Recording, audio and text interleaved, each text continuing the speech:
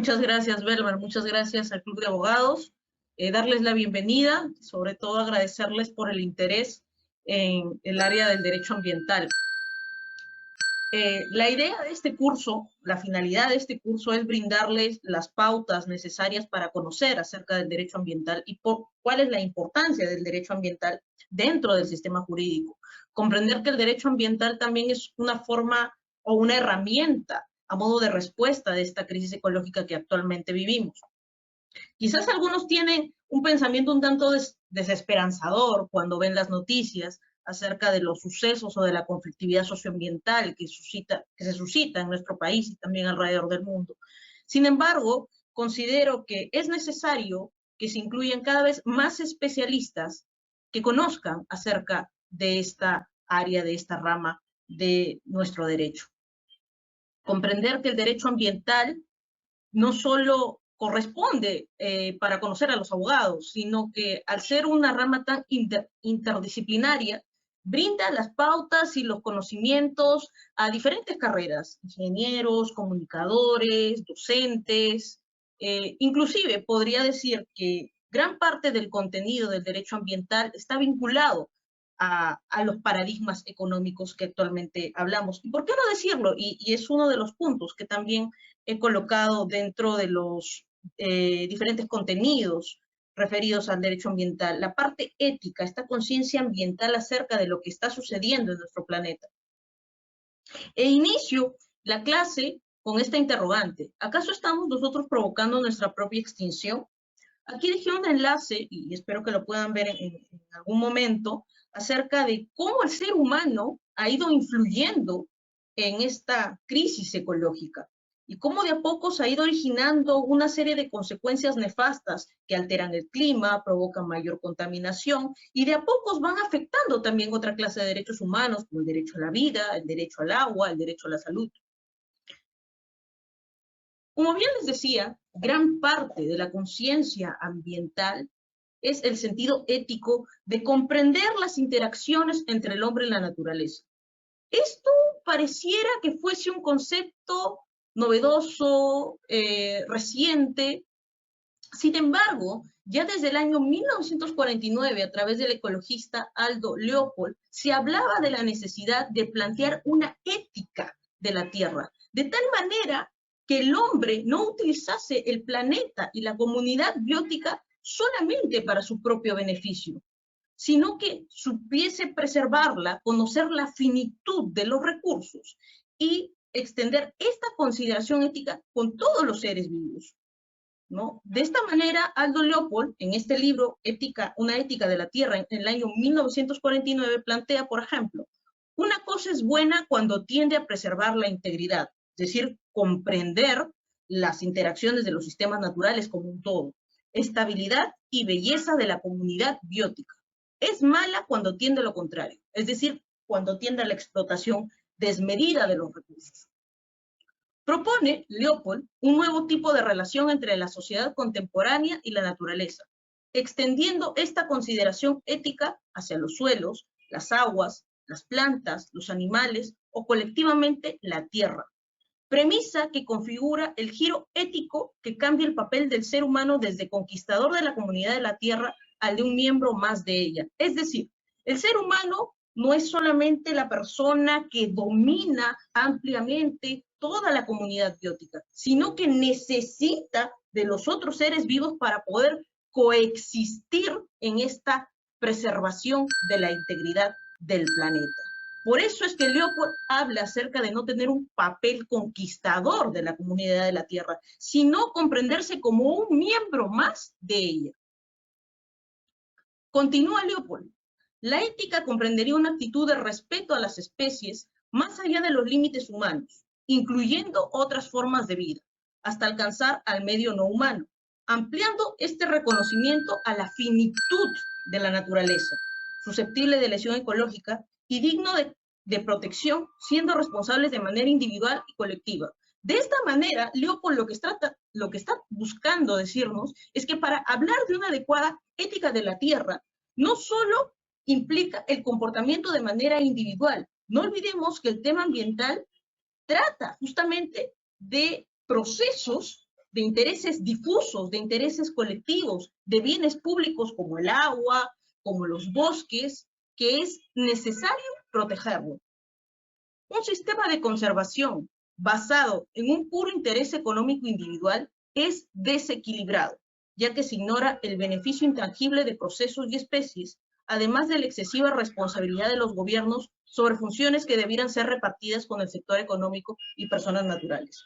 Cuando iniciaba la clase les decía, el paradigma económico, o lo que se concibe como crecimiento económico, y luego migra a estas percepciones de desarrollo sostenible, son parte de comprender si estamos involucrados en una conciencia ambiental o no. Por eso es que inicio la clase con el fundamento ético para poder comprender cómo es que se han ido dando diferentes concepciones, como la de Leopold, y vamos a ver más adelante Lovelock, Malthus o Josué de Castro, que tratan de buscar algún tipo de lógica que justifique que este paradigma económico deba cambiarse para poder preservar y conocer la finitud de los recursos naturales, la finitud de la naturaleza. Otra teoría que se maneja, referido al binomio hombre-naturaleza, y que también se responsabiliza la actuación del hombre dentro de la crisis ecológica, es la teoría manejada por Thomas Malthus y la escasez de recursos. Malthus hace una relación entre lo que es el incremento de la población humana y la disponibilidad de los recursos naturales. De esta manera, para Malthus existe una relación entre población y economía. De tal manera que el incremento de la población humana es de una progresión geométrica, es decir, es exponencial, y esta viene motivada en gran parte por el instinto de la reproducción humana. Y el incremento en la disponibilidad de alimentos es una progresión aritmética y nunca puede llegar al nivel del crecimiento de la población. De tal manera, para Malthus, estamos condenados a un agotamiento de recursos y a sufrir problemas de hambre y de enfermedades. Es decir, la progresión geométrica, es decir, el incremento de la población humana en proporción con la disponibilidad de los alimentos, de la disponibilidad de los recursos, impediría hablar de una adecuada distribución de recursos y, por tanto, generaría esta crisis ecológica a través del agotamiento de estos recursos. Otra teoría que también se maneja dentro de la ética ambiental y de las relaciones entre el hombre y la naturaleza, del binomio hombre-naturaleza, es la teoría de la Gaia, planteada por James Lovelock. Lovelock, también un científico, va más allá acerca de concebir la Tierra. La Tierra la concibe como un superorganismo, donde todos nosotros estamos imbuidos de ella. De tal manera que para Lovelock define la Gaia como una ciudad compleja que implica la biosfera, la atmósfera, los océanos y la Tierra, constituyendo en su totalidad un sistema cibernético o retroalimentado que busca un entorno físico y químico óptimo para la vida en el planeta. Es decir, los seres humanos estamos inmersos dentro de este superorganismo que es la Tierra.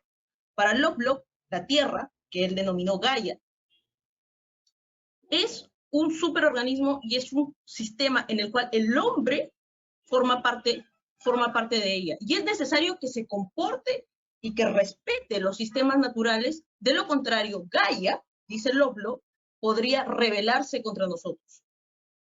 Muchos en la doctrina hablan acerca de que la teoría de Lovelock termina siendo lo que actualmente sucede, ¿no? Que esta crisis ecológica, esta crisis climática, termina siendo esa venganza que hablaba Lovelock de Gaia, ¿no? La venganza de la Tierra contra el ser humano. Y por haber causado una serie de anomalías dentro de los sistemas naturales.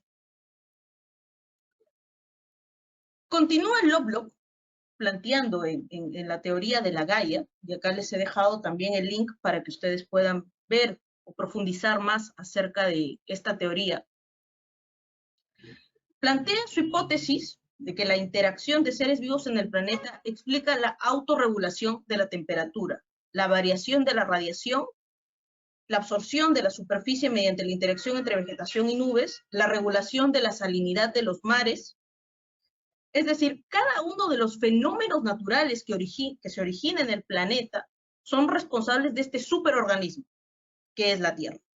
Para Lovelock, el planeta se autorregula a través de los sistemas naturales, pero allí donde se altere, el responsable va a ser el ser humano, el responsable de la crisis ecológica que altera los sistemas naturales de los que está envuelto este superorganismo.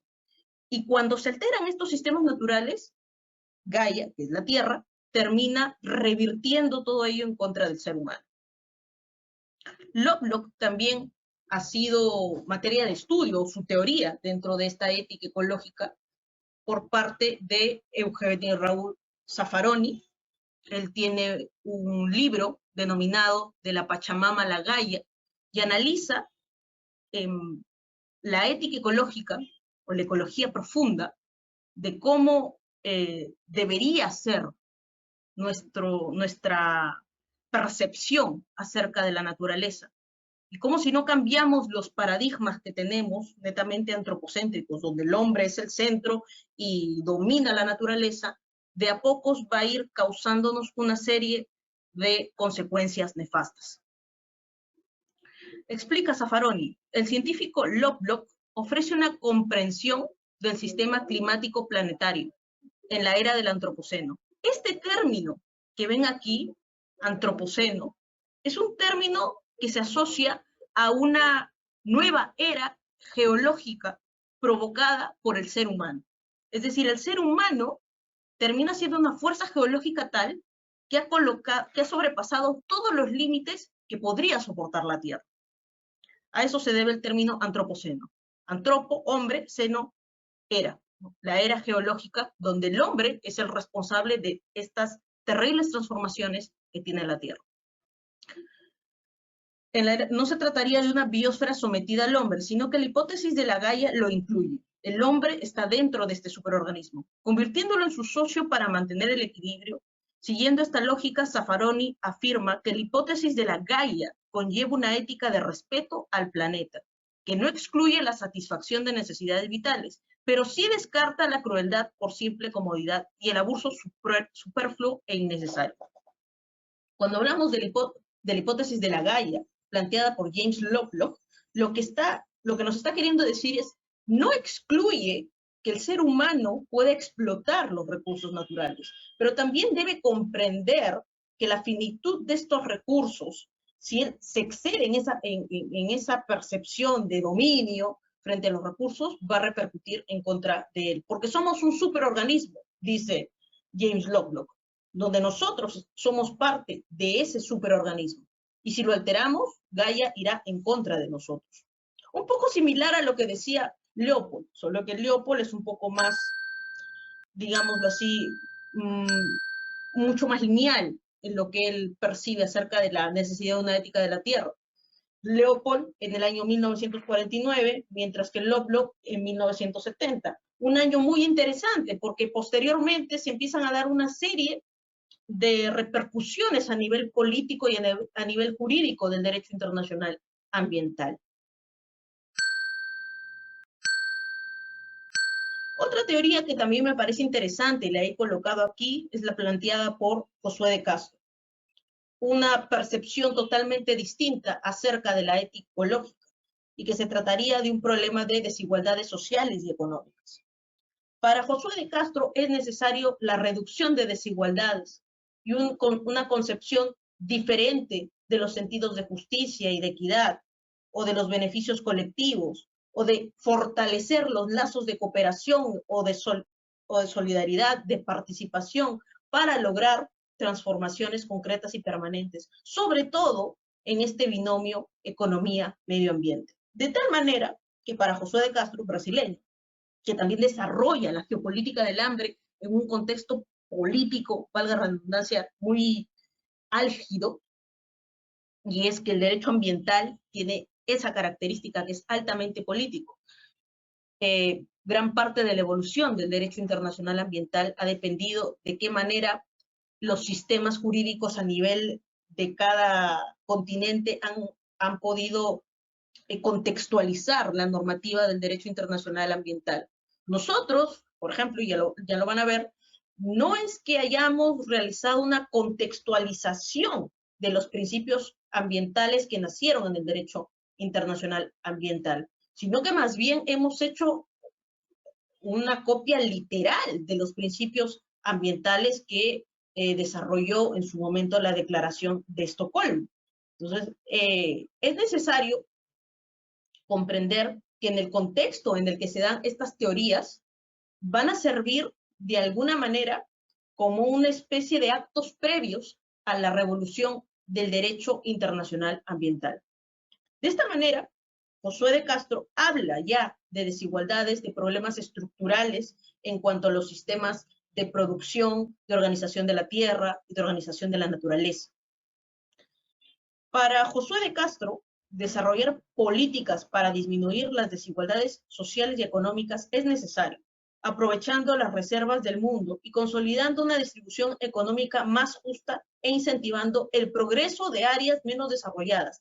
Y aquí quiero puntualizar, cuando Josué de Castro habla de desigualdades, no habla que hay que quitarles a unos, a determinadas personas, recursos para dárselas a otros.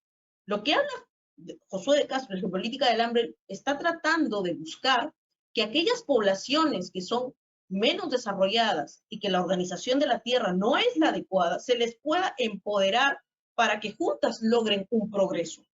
Hablamos de una reeducación para buscar un progreso en aquellas áreas menos desarrolladas.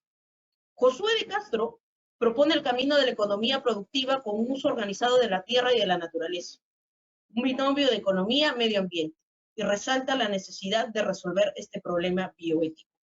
Busca una alianza concreta con el lado históricamente más frágil de la sociedad, incluyendo el reanálisis de diferentes dilemas, la autonomía versus la justicia, los beneficios individuales versus los beneficios colectivos, el individualismo versus la solidaridad, la omisión versus la participación, los cambios superficiales y temporales versus las transformaciones concretas y permanentes. Estos dilemas que ustedes pueden ver también han sido parte del derecho internacional ambiental. Se hablan de conceptos como de justicia y de equidad intergeneracional, se habla de la necesidad de salvaguardar los bienes comunes, es decir, los bienes colectivos, lo que ya les mencionaba, el aire, el agua, el clima, los bosques. Se habla de los derechos de solidaridad, como es el derecho a un ambiente sano y equilibrado. Entonces, cada uno de estos dilemas que, por ejemplo, esbozó Josué de Castro, ha sido también acogido por los sistemas constitucionales latinoamericanos. Ustedes también podrán darse cuenta el alto contenido político que tenemos en la actualidad, ¿no? Diferentes países con una determinada tendencia política y que tienen una visión del tema ambiental completamente, algunos muy parecidos y otros, pues, un poco no tan similar a los anteriores gobernantes, ¿no? No podemos comparar, por ejemplo, la visión de Biden en Estados Unidos con la visión que tenía Trump, o la visión político-ambiental que tenía Bolsonaro con la visión que tiene Lula, o la visión que actualmente tiene Petro con la visión de su antecesor. Entonces, el derecho internacional ambiental y cómo se acojan los diversos tratados y las diferentes declaraciones en políticas públicas de cada país va a depender la efectividad o no de este derecho ambiental. ¿Por qué no decirlo? Cada legislación tiene en sí misma un contenido ideológico, sí, un contenido ético, o de ética ecologista o de ética antropocéntrica, que va a poder marcar la pauta de la efectividad de esa normativa. Algunos ejemplos de la actual crisis ecológica, que parte de esta relación entre el hombre y la naturaleza. Esta es solo una pequeña foto en cuanto a residuos sólidos, por ejemplo, cómo ha sido esta generación de desechos a nivel regional. Y ustedes podrán apreciar estas fuentes del World Bank en Asia Oriental y el Pacífico. Esta es una información del año 2021. 468 millones de toneladas de desechos. En Europa y Asia Central, 392 millones de toneladas. En Asia, 334. América Latina y el Caribe, 231 millones de toneladas. En África, en Oriente. Ustedes podrán ver aquí la cantidad de generación de desechos anuales por cada continente. Esto es solo una pequeña foto de lo que ocasiona este binomio hombre-naturaleza, ligado inevitablemente a una percepción o no económica, ¿no? Ya sea de crecimiento económico o de desarrollo sostenible. Otro ejemplo aquí también es acerca de la pérdida global de los bosques. Solamente esto es una foto del 2001 al 2020, cómo se han ido generando la pérdida de bosques en miles de hectáreas, ¿no? Esta fuente también es del año 2020 de la Universidad de Maryland. 30 mil millones de hectáreas, ¿no? De pérdida de bosques tropicales o no tropicales. Algo que también es necesario decir, que es parte de esta crisis ecológica, es el tema de los combustibles fósiles, ¿no? De la explotación de combustibles fósiles. Lo vemos a veces muy lejano, ¿no? Escuchamos, no es necesario transformar la matriz energética, migrar a energías limpias, pero pocas personas han hecho quizás un análisis acerca de las repercusiones en la vida y la salud que tienen los combustibles fósiles. Por ejemplo, esta es una estadística referida a cómo los combustibles fósiles van causando muertes. La contaminación del aire causada por la quema de combustibles fósiles como el carbón y el petróleo fue la responsable de las muertes de 1 de cada 5 personas en el mundo en el 2018. Entonces, ustedes también podrán observar aquí cuáles son los porcentajes de personas que mueren por contaminación por combustibles fósiles. Y también, bueno, causan lo que son infecciones respiratorias agudas. Entonces, conocer el derecho ambiental, conocer en qué medida existe esta crisis ecológica causada en gran parte por las transformaciones originadas por el hombre en desmedro de la naturaleza, tiene consecuencias a nivel de la vida y de la salud de las personas. Cuando hablamos de salvaguardar el ambiente, no hablamos solamente de preservar, tener el derecho a un ambiente sano y equilibrado, sino que el tener el derecho a un ambiente sano y equilibrado significa también tener un derecho a la vida, un derecho a la salud, un derecho a la identidad cultural, un derecho al agua, y que esto se efectivice. Entonces aquí es una pequeña estadística de cómo los combustibles fósiles repercuten en la vida de las personas, tanto a nivel de su salud e inclusive son capaces de causar la muerte. Entonces, la crisis ecológica inevitablemente está ligada a patrones económicos. Entonces, yo aquí les he puesto también, para cuando tengan acceso a las diapositivas, puedan ustedes medir su huella de carbono en este link.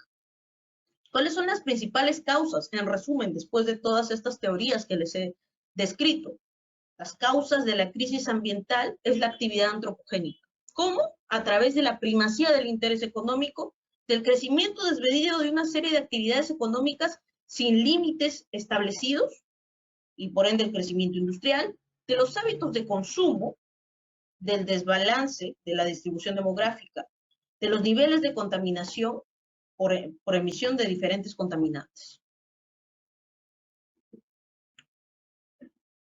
Considero indispensable que para hablar de temas ambientales es necesario recordar algunos conceptos ambientales, porque la base del derecho ambiental, sea internacional, sea constitucional, sea penal, esté ligado al tema civil, parte de la ética, de comprender las relaciones entre el hombre y la naturaleza, y también parte de la ecología, ¿no? De estos paradigmas sobre ecología integral, sobre donde todo está conectado y nuestras actuaciones terminan repercutiendo no solo en la naturaleza, sino en contra de nosotros mismos. Algunos de estos conceptos que he puntualizado aquí es el de la ecología.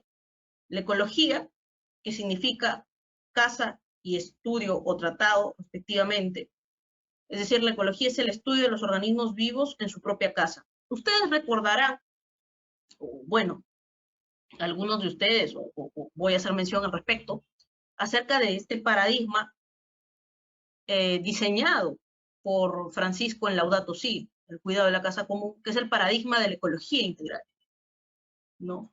Sí, que yo soy especialista en ecología integral porque de a pocos, desde hace ya casi 7 años, vengo planteando este paradigma de la ecología integral como una manera o una respuesta a estos catástrofes ecológicas o la necesidad de migrar hacia un paradigma económico distinto, ¿no? Que ya no hablemos de un crecimiento económico y quizás de un desarrollo sostenible, sino de un desarrollo humano integral, donde la ética tenga una prevalencia por encima de la técnica.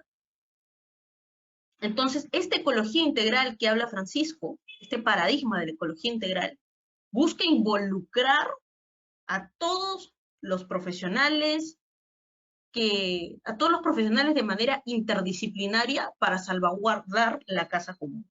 Entonces, la ecología es muy importante porque a través de esta ciencia vamos a poder comprender en dónde se encuentra posicionada nuestra legislación y en qué medida eso nos puede ayudar, nos puede perjudicar, o por qué no decirlo también, encontrar los vacíos jurídicos para poder cuestionar a nuestras autoridades acerca de lo que deberían hacer y no realizan.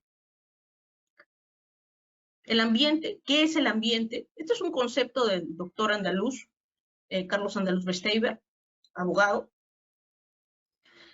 Habla acerca de que el ambiente es un conjunto de componentes físicos, químicos, biológicos y sociales capaces de causar efectos directos o indirectos en un plazo corto o largo sobre los seres vivos y las actividades humanas. Ambiente, el concepto de ambiente ustedes lo van a poder encontrar en la legislación, en la Ley General del Ambiente. Lo van a poder encontrar en los pronunciamientos a través de las sentencias del Tribunal Constitucional.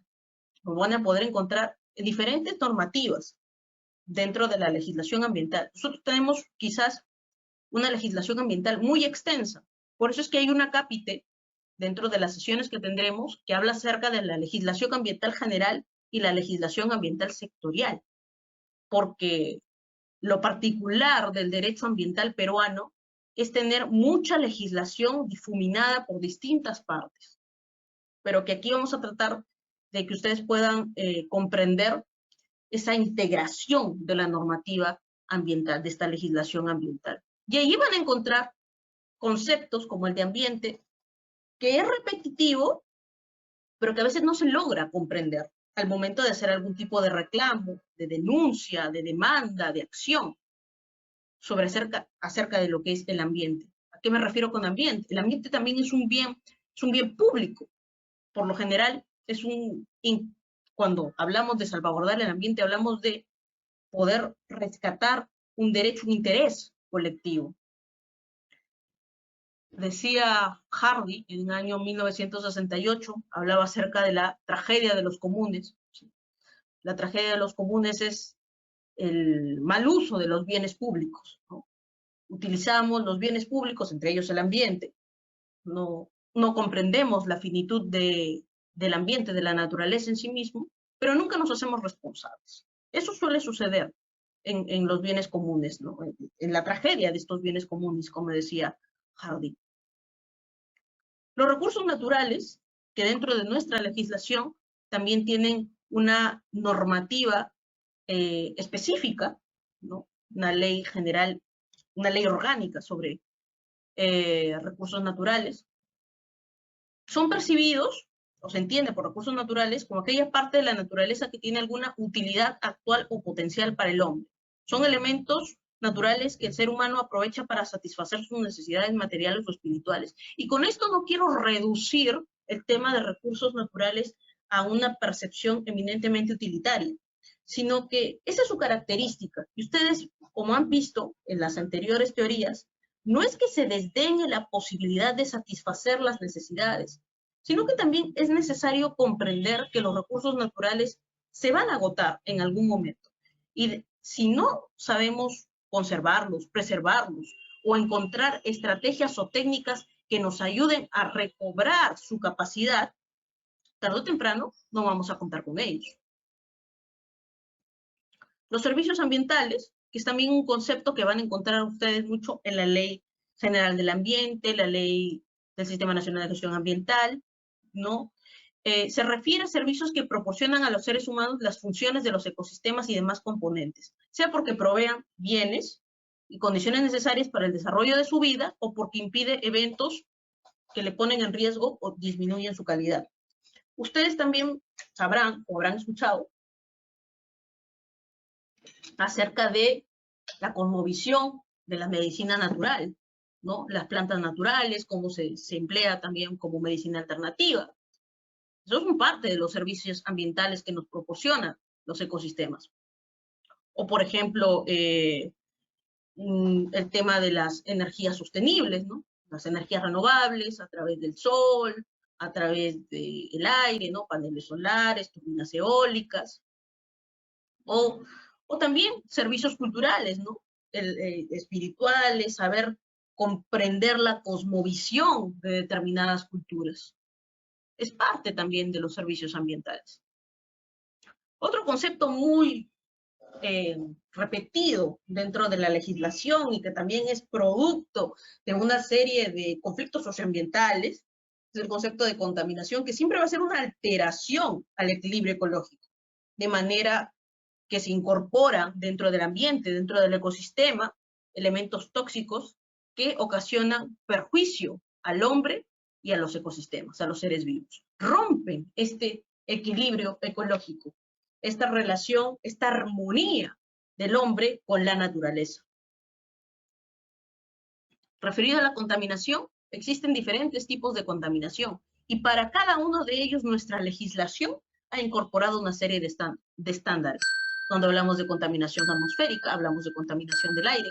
Yo les mostraba una pequeña infografía acerca de la contaminación generada por los combustibles fósiles, ¿no?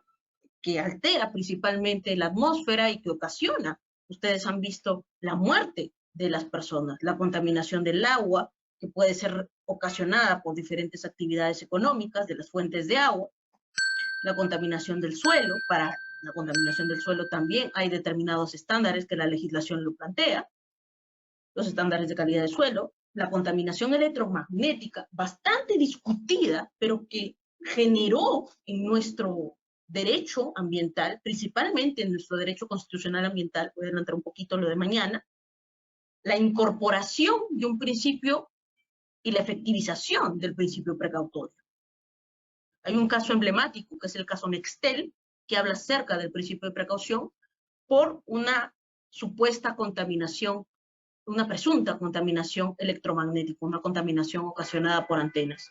La contaminación sonora, también, que establece nuestra legislación estándares de calidad para medir el ruido, muy importantes en aquellos proyectos de inversión que quieran realizarse en zonas donde no se realiza, por ejemplo, actividad comercial. Muy cuestionable en cuanto a los impactos ambientales que ocasiona la contaminación sonora. Esta es una infografía también del IPCC. El IPCC es un organismo científico, técnico, de Naciones Unidas, es el panel intergubernamental de cambio climático, y acá muestra de alguna manera cómo los sistemas naturales se van relacionando con los sistemas humanos y cómo es necesario tener esta armonía entre los sistemas humanos y los sistemas naturales, y cómo al haber roto esta armonía, al estar inmersos en esta era del antropoceno, como les mostraba, ha ido ocasionando una serie de catástrofes, una de ellas el cambio climático, el calentamiento global, la destrucción de la capa de ozono. ¿Para qué sirve el derecho ambiental? ¿Qué es el derecho ambiental? Aquí también les muestro una pequeña imagen, y parte del derecho ambiental es esta percepción de que el derecho ambiental tiene un contenido altamente político. Por eso les describía que es diferente la concepción que tiene, por ejemplo, Biden, que habla acerca de políticas climáticas, o de Trump, que no quiso ratificar el Acuerdo de París, o quizás una China o una Rusia que no estarán incorporados en temas climáticos y de compromisos climáticos, o por otro lado, la Unión Europea, que sí está incorporada en el Acuerdo de París, pero que lamentablemente algunas empresas transnacionales terminan, de la Unión Europea, de países de la Unión Europea, terminan causando graves amenazas y graves afectaciones y vulneraciones en territorio de países en vías de desarrollo. Cuando les decía que el paradigma económico es necesario comprender cuál es la percepción de este paradigma, va a dar lugar también a cuestionar si realmente las declaraciones o los tratados o los protocolos que se hicieron y que se hacen hasta ahora en el derecho internacional ambiental son realmente efectivos. Hay principios como el de responsabilidades comunes pero diferenciadas, plasmado de manera taxativa en el protocolo de Kioto y también en el Acuerdo de París, que tratan de esbozar mayor responsabilidad en aquellos estados desarrollados en comparación de los estados en vías de desarrollo. Que el derecho ambiental tiene un contenido altamente político, por eso la imagen de Trump aquí, es necesario comprenderlo y entenderlo. ¿Cuál es el objeto del derecho ambiental? El derecho ambiental busca regular conductas humanas, busca esta armónica interacción entre el hombre y el ambiente. ¿Por qué? El derecho ambiental, definido por Raúl Brañes, es un conjunto de normas jurídicas que regulan las conductas humanas que pueden influir de una manera relevante en los procesos de interacción que tienen lugar entre los sistemas de los organismos vivos y sus sistemas del ambiente, mediante la generación de efectos de lo que se espera una modificación significativa de las condiciones de existencia de dichos organismos.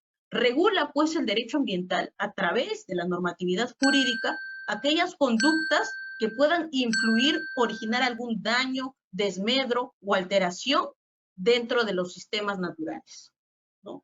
¿Cómo lo va a regular el derecho ambiental? Establecerá determinados parámetros para brindar licencias o permisos, realizará determinadas prohibiciones, generará políticas públicas que fomenten el cuidado del ambiente o la preservación, sancionará allí donde exista algún tipo de daño o menoscabo o detrimento al ambiente.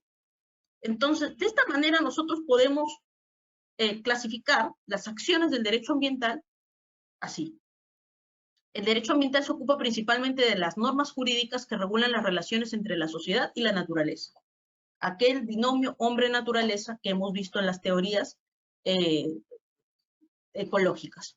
Y centra su atención en normas que, primero, restringen, prohíben o permiten determinadas conductas con relación al ambiente y sus componentes y los recursos naturales, así como las normas, por ejemplo, para establecer vedas, para prohibir el tráfico de especies en vía de extinción, que definen áreas naturales protegidas, entre otras, que tratan de promover acciones allí donde se pueda originar algún tipo de compensación o de restauración ambiental, regulan o establecen derechos y obligaciones con relación a los componentes del ambiente. Cuando nosotros